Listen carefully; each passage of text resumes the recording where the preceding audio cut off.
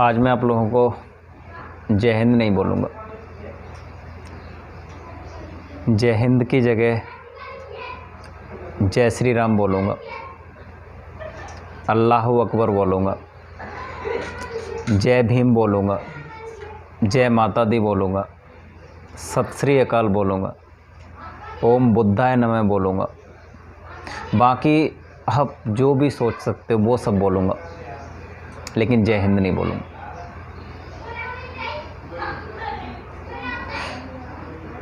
क्योंकि जय हिंद की कोई वैल्यू तो रह नहीं गई है।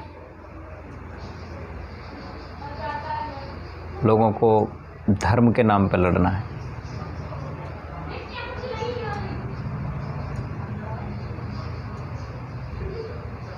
उनके नाम पे लड़ना है जिन्होंने कभी लड़ना सिखाया ही नहीं। उनके नाम पे लड़ना है जिन्होंने हमेशा अधर्म को ख़त्म किया।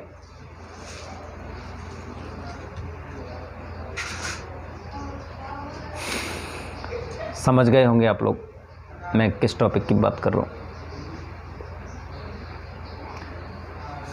ये रमज़ान का पवित्र महीना चल रहा है।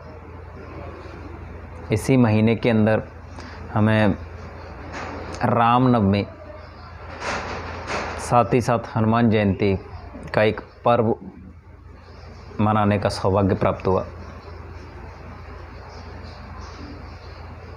लेकिन क्या ही बोला जाए, जो उल्लास का महोत्सव था उसको गमगीन कर दिया।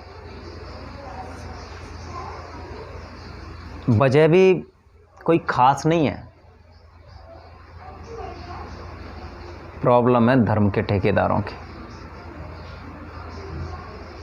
ना तो इधर कम है ना उधर कम है।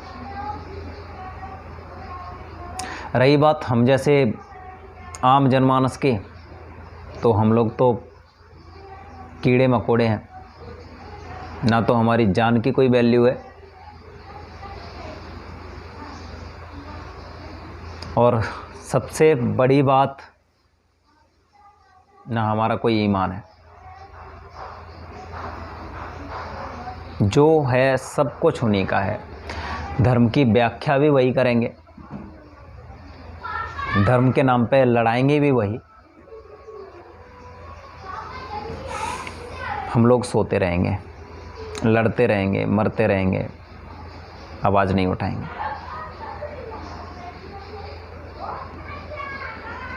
घटना चाहे दिल्ली की हो, चाहे गुजरात की हो, आंध्र प्रदेश की हो, पश्चिम बंगाल की हो या फिर मध्य प्रदेश की हो,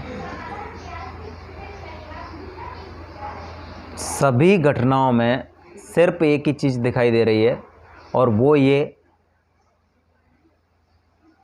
कि कुछ घिनादे लोगों की वजह से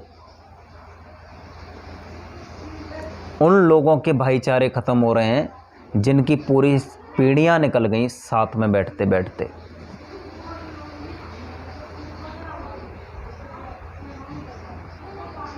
क्या वजह है?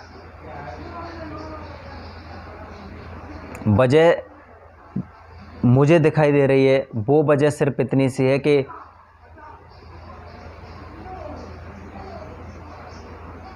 इन्हें अपना फ़ायदा चाहिए हमारी जान की बाजी लगा के।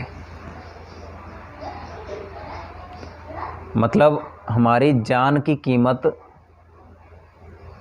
इनके फ़ायदे के बराबर नहीं है। मतलब आप लोग समझदार हो, बोलना नहीं चाहिए ये वाली बात कि आप समझदार हो, लेकिन फिर भी मैं मान लेता हूँ कि आप लोग समझदार हो, समझ गए होंगे।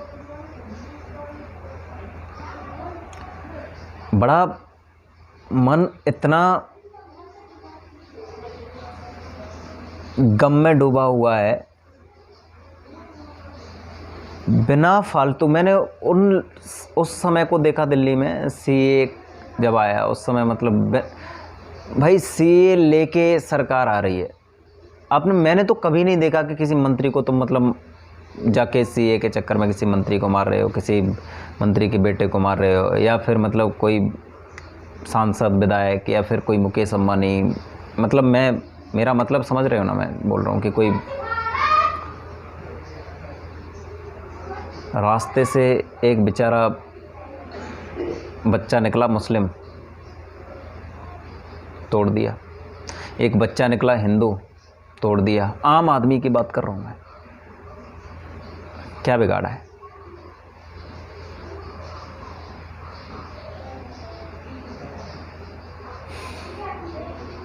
ना अकबर महान है, ना अशोक महान है, हर वो शख्स महान है जिसका मेरे देश के लिए थोड़ा सा भी योगदान है। हम कौन सी दुनिया में जी रहे हैं, कौन सी सदी में जी रहे हैं जो आज हम धर्म के नाम पे लड़ रहे हैं? हमारे लिए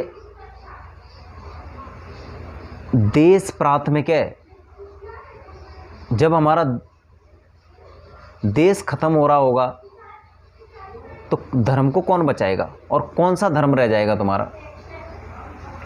ना तो हनुमान जी आएंगे, और मैं तो ये बोल रहा हूँ ना, सिंपल सी बात बताओ ना मुझे, अभी पता चलता है कि हनुमान जी की शोभा यात्रा निकल रही है और ऊपर से किसी ने पत्थर मारा और वो पत्थर से मतलब किसी आम इंसान का मतलब सर फूट रहा है।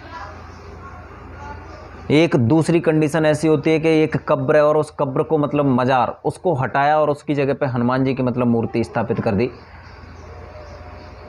अगर ईश्वर है, अल्लाह है, मुझे अब यकीन नहीं रह रहा है, मतलब इस पे भी मुझे यकीन नहीं हो रहा है कि मतलब अगर ईश्वर है, अल्लाह है, तो ये लोग देख रहे हैं आराम से।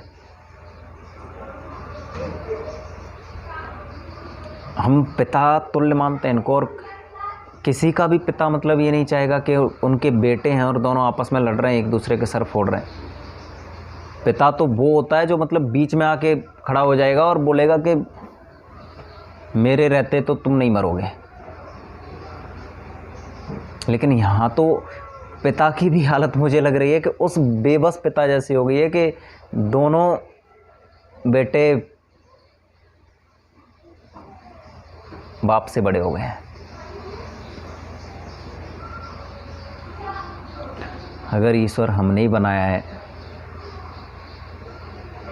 तो लड़ो, लेकिन अगर ईश्वर ने हम लोगों को बनाया है तो फिर हम लोगों को बनाया है मतलब हम पर्टिकुलर, ना तो हिंदू, ना मुसलमान, ना सिख, ईसाई, जैन, पारसी, बौद्ध, नहीं, सिर्फ इंसान। और हमारा भाईचारा सदियों से रहा हुआ है, तो सदियों से भाईचारा रहा है, उस भाईचारे को मतलब हम इन गंदे लोगों की वजह से ख़त्म मत करो। ये तो घिनादे हैं, इन्हें मतलब 1% भी फ़र्क नहीं पड़ेगा, ये तुम्हारी बलि चढ़वा देंगे अपने फ़ायदे के लिए, और इनका कुछ भी नहीं जाएगा। हमें पता हुआ है कि एक आम आदमी के घर के खर्चे चलाने वाला इंसान उसके घर से चला जाता है ना, तब पता चलता है उनको। और यही कंडीशन होती है इन दंगों में कि एक घर में एक बच्चा है और वो बच्चा मतलब दंगे में ख़त्म हो गया, पत्थर लग गया सिर पे, वो चला गया, और कोई नहीं आएगा इनमें से 1% भी घर चलाने के लिए, एक फूटी कौड़ी नहीं देगा कोई। मैंने देखा मतलब लोग बोल रहे हैं सर हमारी मतलब मस्जिद है, मस्जिद पे अगर झंडे लगेंगे तो हम मतलब देखते रह जाएंगे, तो आत्मसम्मान वाला मामला है। पहली बात तो मेरे भाई, आत्मसम्मान की बात आ कहाँ से रही है? मैंने देखा औरतें मतलब बोल रही हैं, बच्चे बोल रहे हैं ऐसी ऐसी बातें, तो उन धर्म के ठेकेदारों की बातों में मत आओ। और अगर वो लोग आपको प्रोवोक कर भी रहे हैं तो उनसे बोल दो कि आगे आप